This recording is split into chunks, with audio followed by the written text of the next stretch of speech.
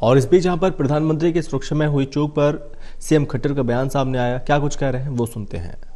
1 साल हो सकता है, 2 साल हो सकता है, 5 साल हो सकता है, 10 साल हो सकता है, और किन्हीं कारणों से वो पक्की नौकरी से बाहर हो गए हैं। ऐसे सबको कहा कि वो पोर्टल पर अपने आप को रजिस्टर कराएं, और रजिस्टर कराने के बाद हमारी जो नई आवश्यकताएं हैं वो ठेकेदार के माध्यम से, कंट्रैक्टर के माध्यम से न लेकर के कौशल रोजगार निगम के माध्यम से उनको जो है काम दिया जाएगा। निश्चित रूप से उनकी जो आज वर्तमान में जो सैलरीज तय हैं हमारी कौशल रोजगार निगम के माध्यम से जो मैंने बनाई गई हैं, वो ग्रुप ए की अलग हैं, बी की अलग हैं, सी की अलग हैं, डी की अलग हैं, अलग अलग हैं, और एक्सपीरियंस के हिसाब से उनको एक लाभ दे करके उनको एडजस्ट करेंगे। उदाहरण के लिए पीटीआईज हैं। अब पीटीआईज ने लड़ते लड़ते सुप्रीम कोर्ट तक लड़ाई लड़ी, लेकिन सुप्रीम कोर्ट में भी उनको निर्णय दे दिया गया कि इनको जो है उसी लिस्ट को, जो 2006 में थी या 4 में थी जब एग्जाम हुए, उसी लिस्ट का उन्हीं शर्तों पर एग्जाम लेना चाहिए। जो पास हो जाए उनको लगा लें, जो पास नहीं उनको बाहर करें।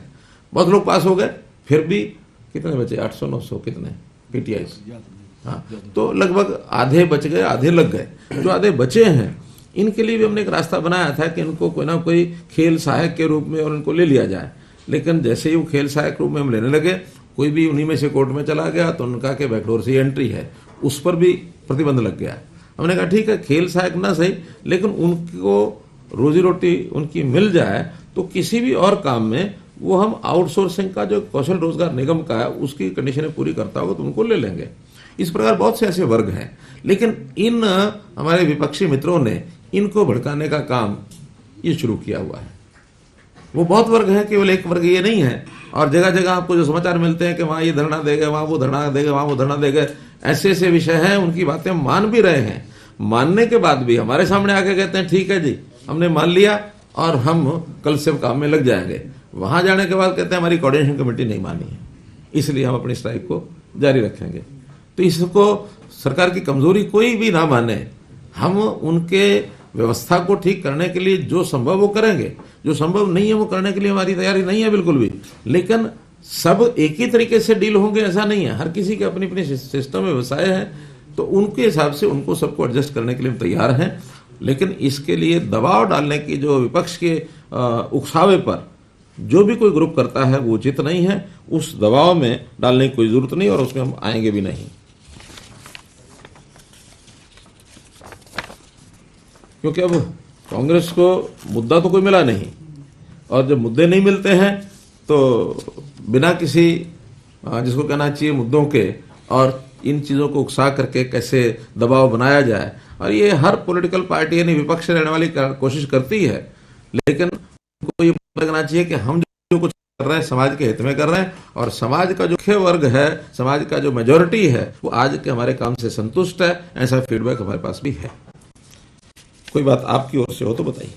सीएम सर, 5 तारीख का जो इंसिडेंट हुआ पंजाब में, इसको सिक्योरिटी लैप्स मानेंगे इसको? देखिए, 2 कमेटियां बन गई हैं, एक पंजाब सरकार ने भी बनाई है और एक एमएचए ने, मिनिस्ट्री ऑफ होम अफेयर्स ने भी बनाई है। आज सुप्रीम कोर्ट ने भी उसकी सुनवाई है। अब ये सारी चीजें इस लेवल पर एकदम दुरुस्त नहीं होगा। ये कमेटियां के बाद पता लग जाएगा कि वो कितना बड़ा षड्यंत्र उन्होंने किया, कितना बड़ा लैप्स है। लैप्स तो एकदम फर्स्ट इंस्टेंस पर दिखी है, प्राइमा फेसी दिखता ही है। आखिर जब मौसम खराब और हेलीकॉप्टर वहां नहीं आ पा रहा है, और उसके बाद रूट चाहे साफ मौसम भी होता है, तब भी इस प्रकार की जो रूट की अल्टरनेट व्यवस्था एक रखी ही जाती है, हर जगह रखी जाती है। और वो पुलिस है, फिर बाकी जो फोर्सेज हैं, उन सबको बताया जाता है, वो देते के बाद ही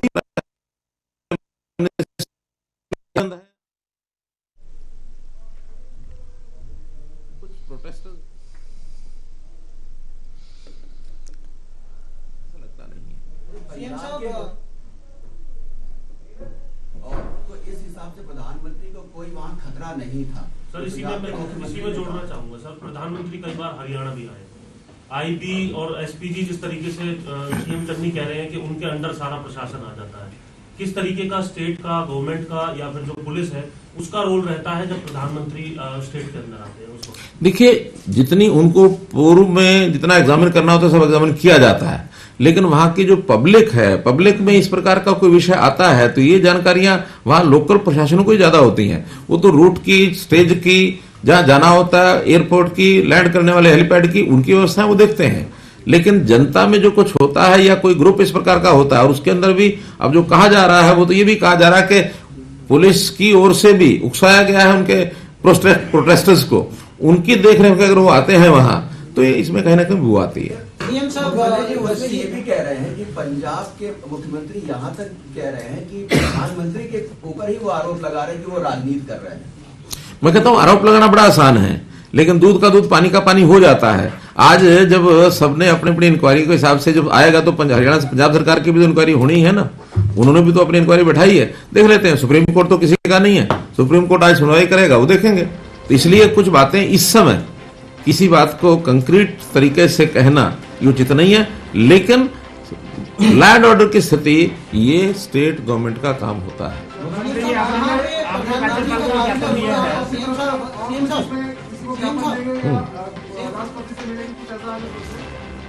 आज हम गवर्नर साहब को ज्ञापन देकर के आए, गवर्नर साहब को ज्ञापन देकर के आए हैं।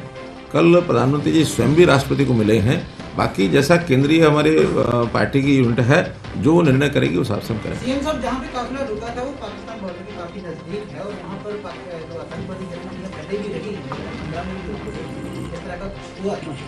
तो दूसरा सीएम चन्नी यदि इस तरह की स्टेटमेंट देते हैं कि मैं प्रदर्शनकारियों को गोली नहीं चला सकता था, लाठी नहीं चला सकता था, इस स्टेटमेंट को कितना गंभीर आप मानते हैं? क्या गंभीरता से दी हुई स्टेटमेंट थी या फिर पूरे मामले को गंभीरता से नहीं लिया?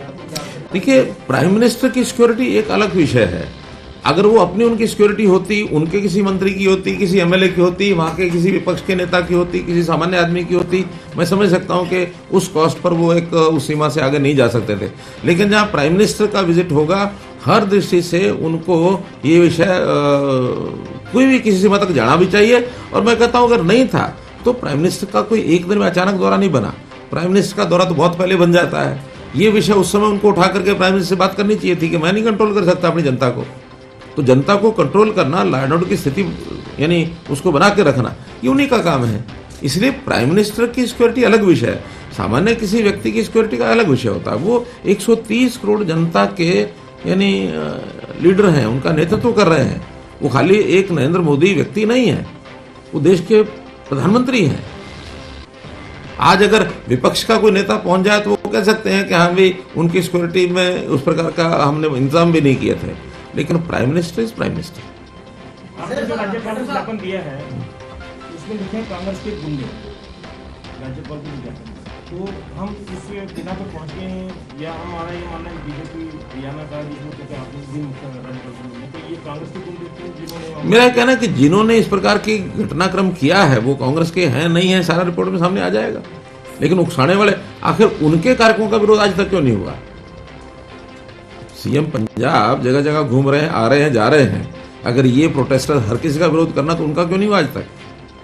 केवल बीजेपी के नेताओं का या देश के प्रधानमंत्री का होता है तो इसके पीछे की मंशाएं तो साफ है। पंजाब पुलिस सर, के कुछ पंजाब के अधिकारियों के मुख्यमंत्री कह रहे हैं कि कोई लापरवाही मेमो नहीं हुई है, कोई चूक नहीं हुई है पंजाब पुलिस की तरफ से।